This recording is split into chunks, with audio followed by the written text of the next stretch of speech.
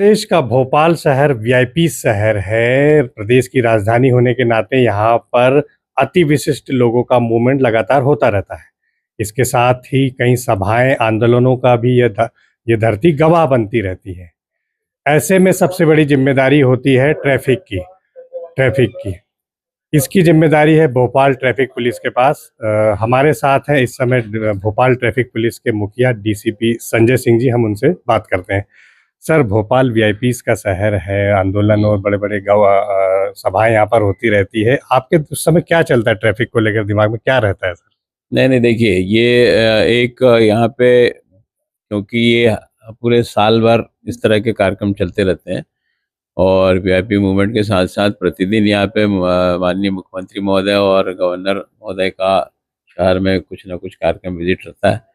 इसके अलावा क्योंकि प्रदेश की राजधानी होने के कारण जो प्रदेश स्तरीय बड़े बड़े कार्यक्रम सम्मेलन के साथ साथ धरना प्रदर्शन और प्रतिदिन के यहाँ पे कार्यसूची में शामिल है।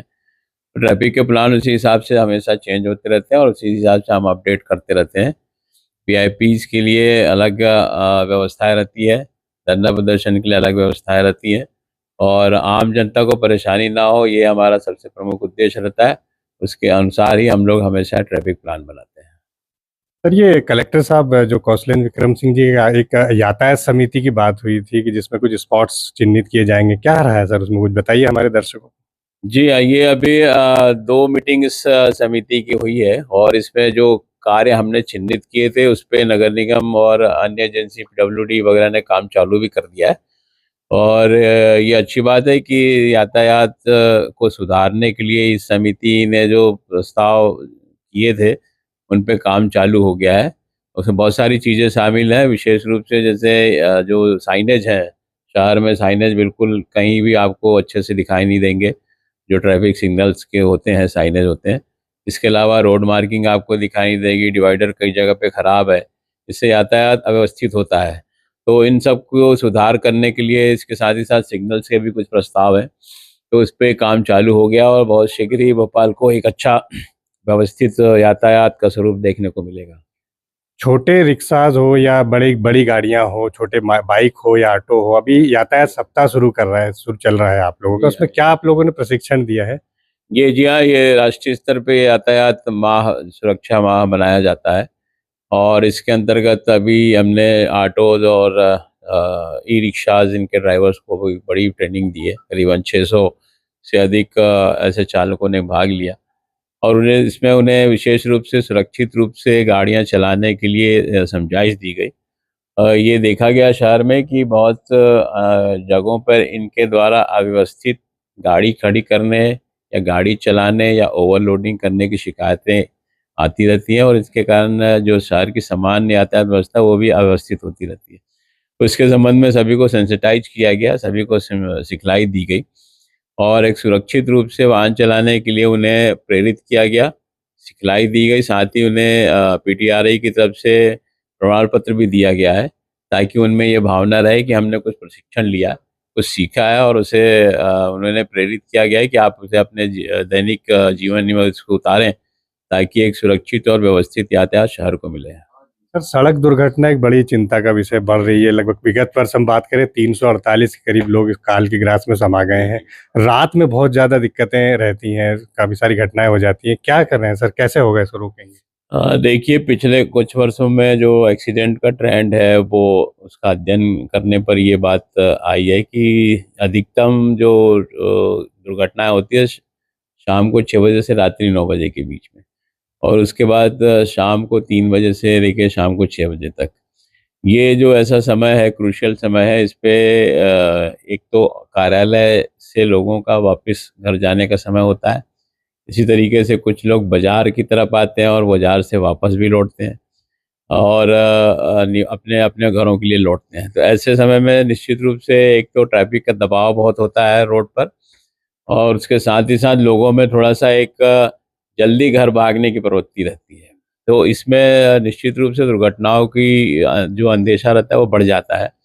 साथ ही साथ उसके बाद लेट नाइट में ड्रिंक एंड ड्राइव करने की स्थिति में भी दुर्घटनाएँ हुई हैं, जो भी बड़ी गंभीर दुर्घटनाएँ हुई हैं। तो ये 2-3 कारण हैं जो कि एक्सीडेंट को बढ़ावा देते हैं। इसके साथ ही साथ जो वाहन चलाने के सुरक्षा के जो नियम है, जैसे सीट बेल्ट लगाना या हेलमेट लगाना, इसका भी लोग बाग उपयोग कम कर रहे हैं। इसकी वजह से भी घटना होने की स्थिति में कैजुअल्टी बढ़ती है। तो ये जो कारण विशेष रूप से पाए गए हैं, और जो हम प्रशिक्षण कर रहे हैं, लोगों को समझाइश दे रहे हैं, उसमें इन सब चीज़ों का पालन करने के लिए हमेशा हमने उन्होंने प्रेरित किया है। सरकार ने जो आयुष्मान कार्ड है उसमें जो एक्सीडेंट हो रहे हैं उसमें 1.5 लाख रुपए की सहायता की तुरंत बात की, बस वो तुरंत पहुंच जाए। ट्रैफिक पुलिस की क्या भूमिका देखते हैं इसमें कि किस तरह से मतलब आप उनकी तुरंत सहायता हो जाए? जी, ये देखिए, अभी जो हमारे पॉइंट्स पे अधिकारी रहते हैं, उन्हें ये समझाइश है कि आपको सामने यदि कोई एक्सीडेंट होता है तो उसको तत्काल पहुँचाएँ। अभी पिछले कुछ समय में हमारे अधिकारियों ने भी ऐसे उदाहरण प्रस्तुत किए हैं कि उन्होंने दुर्घटना देखी और तत्काल अस्पताल ऐसे लोगों को पहुँचाया, अपने-अपने वाहनों से भी पहुँचाया है, और लोगों की ज़िंदगी बची है। इसमें एक और शासन की योजना है, गुड समैरिटन की योजना है, जिसमें 5,000 की राशि ऐसे व्यक्ति को दी जाती है जो कि घायल व्यक्ति को अस्पताल पहुंचाता है। क्योंकि दुर्घटना के तुरंत बाद जो 1 घंटे का समय होता है वो बहुत क्रूशियल होता है, और ऐसे समय पे यदि व्यक्ति को चिकित्सीय सहायता नहीं मिली तो कैजुअल्टी होने की संभावना बढ़ती है। तो कोशिश ये की जा रही है कि लोगों को इस योजना के बारे में अधिक से अधिक जानकारी दी जाए, और ऐसे लोगों को प्रेरित किया जाए कि वो दुर्घटना के समय लोगों को अस्पताल पहुंचाने में अपना सहयोग करें। या जो वाहन है, ऐसे 108 है, या पुलिस को सूचना दें, ताकि पुलिस मौके पर पहुंच के उन्हें ऐसी व्यवस्था करे कि अस्पताल पहुंचाया जा सके। ये एक बहुत बड़ा योगदान है लोगों का, यदि इसमें वो अधिक से अधिक भाग लेते हैं, और ऐसे लोगों को प्रेरित करने के लिए भी ये गुड समैरिटन की योजना जो शासन द्वारा बनाई गई है वो है।